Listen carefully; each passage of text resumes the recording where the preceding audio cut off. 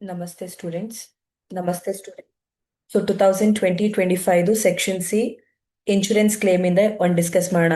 ಎಷ್ಟು ಕ್ವೆಶನ್ ಮಾಡಿದ್ರು ಕೂಡ ಸಾಲ್ವ್ ಮಾಡ್ತಾನೆ ಇರಬೇಕು ಅನ್ಸುತ್ತೆ. ಸೊ ನೀವು ಕೂಡ ಅದೇ ರೀತಿ ಪ್ರಾಕ್ಟೀಸ್ ಮಾಡ್ತಾ ಇರಿ. ಸೊ ಪರ್ಫೆಕ್ಟ್ ಆಗಿ, ಸರಿನಾ? So section C important one. So ಇದೇ ತರ ವ್ಯಾಲ್ಯೂಸ್ ಚೇಂಜ್ ಆಗಿ ಕೊಡೋಂಥದ್ದು ಇರುತ್ತೆ. Calculate the amount of claim for the loss of stock from the following information ಅಂತ ಕೊಟ್ಟಿದ್ದಾರೆ. ಸೊ ಕ್ವೆಶನ್ ಫಸ್ಟ್ ಓದೋಣ. ಸೊ ನಮಗೆ ಡೇಟ್ ಆಫ್ ಫೈರ್ ಕೊಟ್ಟಿದ್ದಾರೆ students. Date of fire 15/8/2024. So ನಾವಿಲ್ಲಿ 5 ಸ್ಟೆಪ್ಸ್ ನ ಪ್ರಿಪೇರ್ ಮಾಡಬೇಕಾಗುತ್ತೆ. ಸೊ ಟ್ರೇಡಿಂಗ್ ಅಕೌಂಟ್ ಇಂದ start ಮಾಡೋಣ. Step 1 trading account. ಯಾವಾಗ ಸ್ಟೆಪ್ 1 ಟ್ರೇಡಿಂಗ್ ಅಕೌಂಟ್ ಮಾಡೋದು?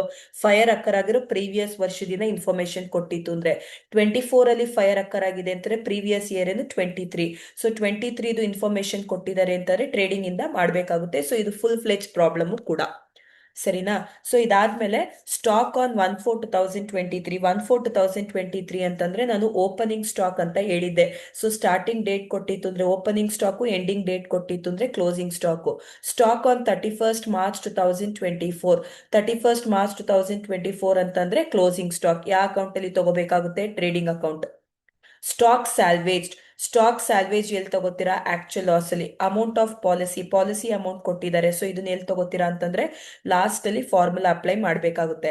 ಸೊ ನಮ್ಗೆ ಇಲ್ಲಿ ತುಂಬಾ ಈಸಿ ಕೊಟ್ಬಿಟ್ಟಿದ್ದಾರೆ. ಪರ್ಟಿಕ್ಯುಲರ್ಸ್ ಕೊಟ್ಟಿದ್ದಾರೆ. 2023-24 1/4/2024 ಟು ದ 15/8/2024 ಅಂದ್ರೆ up to the date of fire. ಈ ಇನ್ಫಾರ್ಮೇಶನ್ ಎಲ್ಲ ಟ್ರೇಡಿಂಗ್ ಅಕೌಂಟ್. ಈ ಇನ್ಫಾರ್ಮೇಶನ್ ಎಲ್ಲ memorandum of trading account. Purchases, sales, wages, carriage inwards ಕೊಟ್ಟಿದ್ದಾರೆ. ಲಾಸ್ಟ್ ಲೈನ್ ಅಲ್ಲಿ ಒಂದು ಕ್ಲಾಸ್ ಕೊಟ್ಟಿದ್ದಾರೆ.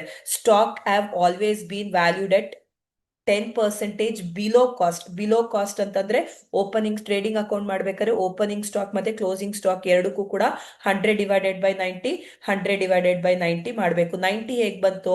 100 - 10 ಅಂತಂದ್ರೆ 90. ಅಬೋವ್ ಕಾಸ್ಟ್ ಅಂತಂದ್ರೆ 100 ಪ್ಲಸ್ ಮಾಡಬೇಕು. ಬಿಲೋ ಅಂತಂದ್ರೆ 100 ಮೈನಸ್. ಇದ್ರ ಬಗ್ಗೆ ಒಂದು ವಿಡಿಯೋದಲ್ಲೂ ಕೂಡ ಹೇಳ್ಕೊಟ್ಟಿದ್ದೀನಿ ಸ್ಟೂಡೆಂಟ್ಸ್. ಸೊ ಇವಾಗ ಸ್ಟೆಪ್ 1 ಟ್ರೇಡಿಂಗ್ ಅಕೌಂಟ್ ಇಂದ ಮಾಡೋಣ.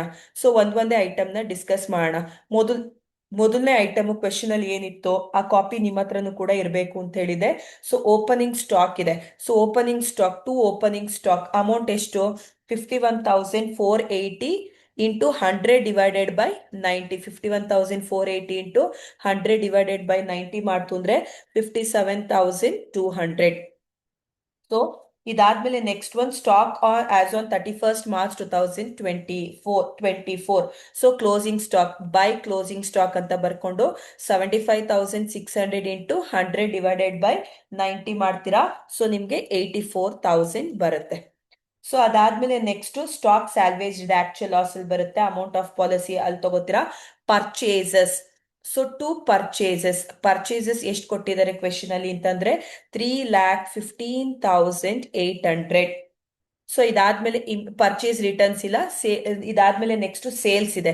ಸೇಲ್ಸ್ ಎಷ್ಟಿದೆ? 4,57,200. ಸೊ ಇದಾಯ್ತು. ನೆಕ್ಸ್ಟ್ ಒನ್ ಯಾವ್ದು ಕೊಟ್ಟಿದ್ದಾರೆ? ವೇಜಸ್ ಕೊಟ್ಟಿದ್ದಾರೆ. ಟು ವೇಜಸ್ ಎಷ್ಟಿದೆ? ವೇಜಸ್ 54,960. ಸೊ ಅದಾದ್ಮೇಲೆ ಕ್ಯಾರೇಜ್ ಇನ್ವರ್ಟ್ಸ್ ಕೊಟ್ಟಿದ್ದಾರೆ. ಎಷ್ಟು ಕೊಟ್ಟಿದ್ದಾರೆ ಕ್ಯಾರೇಜ್ ಇನ್ವರ್ಟ್ಸ್?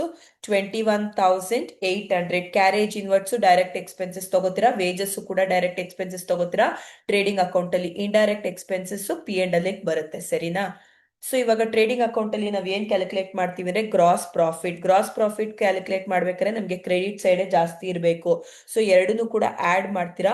ಸೊ ಎರಡು ಅಂತಾರೆ 4,57,200 ಮತ್ತೆ 84,000 ನ ಆಡ್ ಮಾಡ್ತೀರಾ. 5,41,200. 5,41,200 ಅಂತ ಬರ್ಕೊಂಡು ಇಷ್ಟನ್ನು ಕೂಡ ಮೈನಸ್ ಮಾಡ್ತೀರಾ.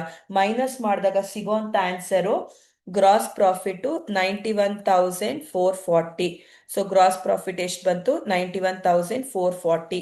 ಏನಂತ ಬರ್ಕೋತೀರಾ? ಬ್ಯಾಲೆನ್ಸಿಂಗ್ ಫಿಗರ್, ಸರಿನಾ ಸ್ಟೂಡೆಂಟ್? ಸ್ಟೆಪ್ 1 ಇದು. Step 2 gross profit ratio. So what is the formula to calculate gross profit ratio? Gross profit ratio is equal to gross profit divided by sales into 100. 91,440 divided by sales ಎಷ್ಟು? 4,57,200 into 100. So ಮಾಡ್ತೀರಾ ಅಂತಂದ್ರೆ substitute ಮಾಡ್ತಾರೆ ನಿಮ್ಗೆ ಎಷ್ಟು percentage ಬರುತ್ತೆ? 20%. ಎಷ್ಟು ಬಂತು? 20%. ಇಲ್ಲಿರುವಂತ ಗ್ರಾಸ್ ಪ್ರಾಫಿಟ್, ಇಲ್ಲಿರುವಂತ ಸೇಲ್ಸ್ ಅಮೌಂಟ್ ನ ಸಬ್ಸ್ಟಿಟ್ಯೂಟ್ ಮಾಡ್ತು ಅಂದ್ರೆ 20% ಬರಬೇಕು. ಬಂದಿದೆ, ಬರುತ್ತೆ. Next step three memorandum of trading account up to the date of fire.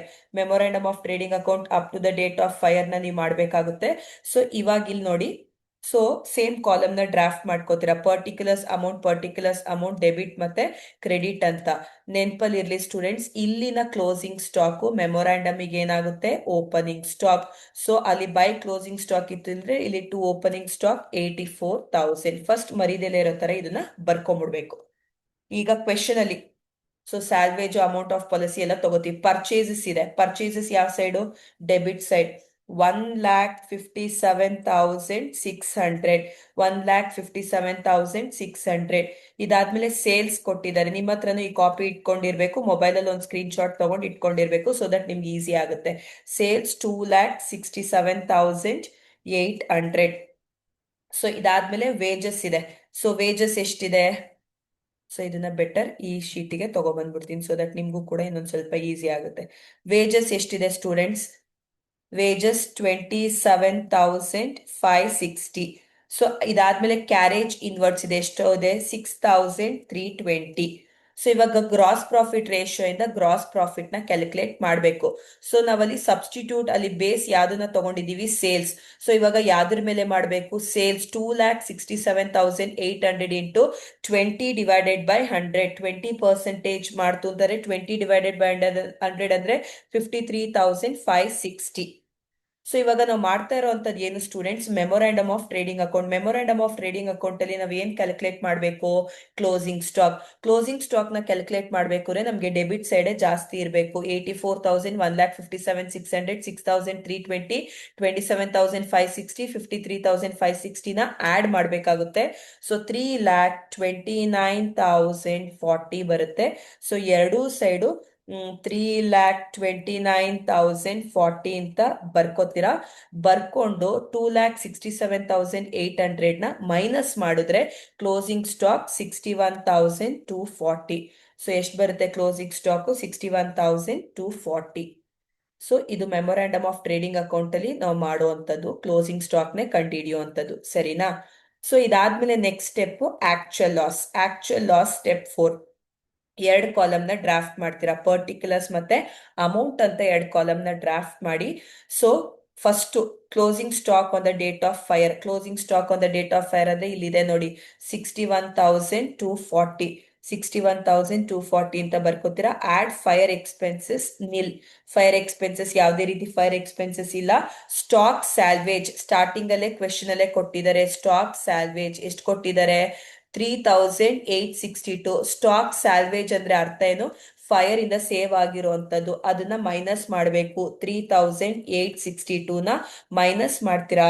Minus ಮಾಡಿದಾಗ ನಿಮ್ಗೆ ಆಕ್ಚುಯಲ್ ಲಾಸ್ ಬರುತ್ತೆ.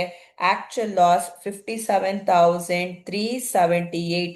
57,378 will be the actual loss.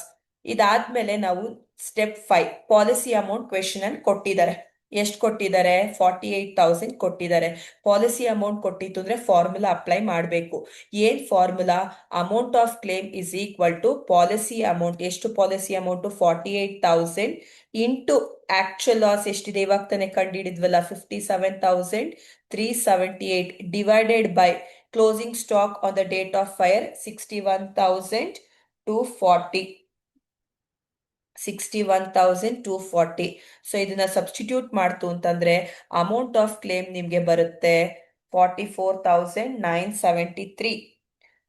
So ಇಷ್ಟು ನಾವು ಮಾಡುವಂಥದ್ದು ಇನ್ಶೂರೆನ್ಸ್ ಕ್ಲೇಮ್ ಚಾಪ್ಟರ್ ಅಲ್ಲಿ ಸೆಕ್ಷನ್ ಸಿ ಅಲ್ಲಿ ಫುಲ್ ಫ್ಲೆಜ್ ಕೊಟ್ಬಿಟ್ಟಿದ್ದಾರೆ ಕ್ವೆಶನ್. ಇದು ತುಂಬಾ ತುಂಬಾ ತುಂಬಾ ಸಿಂಪಲ್ ಆಗೂ ಕೂಡ ಇದೆ ಸ್ಟೂಡೆಂಟ್ಸ್. ಇದೇ ತರ ವ್ಯಾಲ್ಯೂಸ್ ಚೇಂಜ್ ಆಗಿ ನಿಮ್ಗೆ ಬೇರೆ ಕ್ವೆಶನ್ಸ್ ಅಲ್ಲಿ ಕೊಟ್ಟಿರ್ತಾರೆ. ಸೊ ನಾವು 5 ಸ್ಟೆಪ್ಸ್ ನ ಮಾಡಿದೀವಿ. 5 ಸ್ಟೆಪ್ಸ್ ಕೂಡ each and every steps explain ಆಗಿದೆ. ಸೊ ಪ್ರೀವಿಯಸ್ ವಿಡಿಯೋಗಳಲ್ಲೂ ಕೂಡ ಇನ್ಶೂರೆನ್ಸ್ ರಿಲೇಟೆಡ್ ಕೂಡ ಸಾಲ್ವ್ ಮಾಡಿದೀವಿ. ಸೊ ಐ ಹೋಪ್ ನಿಮ್ಗೆ ಇದು ಅರ್ಥ ಆಗಿದೆ ಅನ್ಕೋತೀನಿ. Thank you students.